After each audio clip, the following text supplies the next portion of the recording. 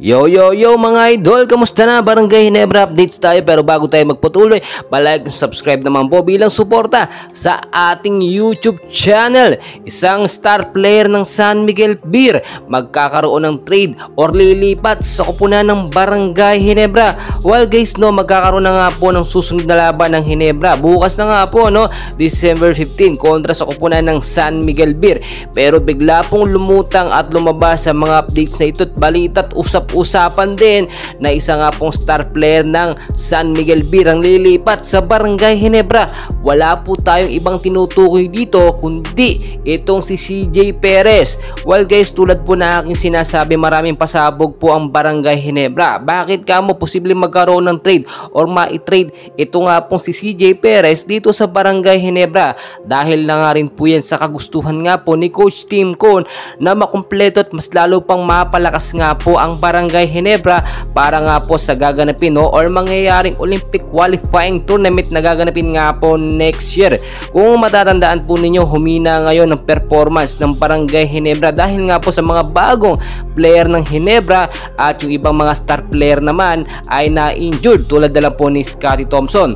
Ito naman po si Tony Bishop na import ng Barangay Ginebra, hindi naman impressive at hindi naman din matapatan ang magandang performance nga po ni Justin Brownlee. So ang mangyayari po dito, no choice ito si Coach Tim Cone kundi kumuha ng magagaling na player sa iba't ibang mga team. Una na nga po dyan, ito nga sa San Miguel Beer na si CJ Perez. Well guys, nasaksihan naman natin at alam natin ang mga laruan nga po ni CJ Perez. Alam yan ni Coach Tim Cone. Siya kasi ang naging coach ni CJ Perez dati sa Gilas, Pilipinas na lumahok nga sa Asian Games at so far so good. Alam po ni Coach Tim Cone kung saan ipapasok itong si CJ Perez, which is madalas po tuwing third sa second half ng game siya ipinapasok. Well, kung sakali nga pong ma-trade ito nga po si CJ Perez dito nga po sa Barangay Ginebra, ay mas magiging malakas po ngayon ang Ginebra team natin at mas may chance sila magkampiyon at madepensahan ng champion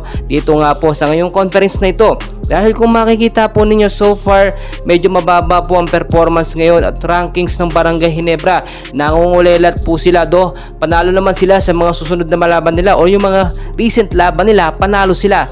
Pero sa standings nga po ng score ay talagang bagsak po ang Barangay Ginebra.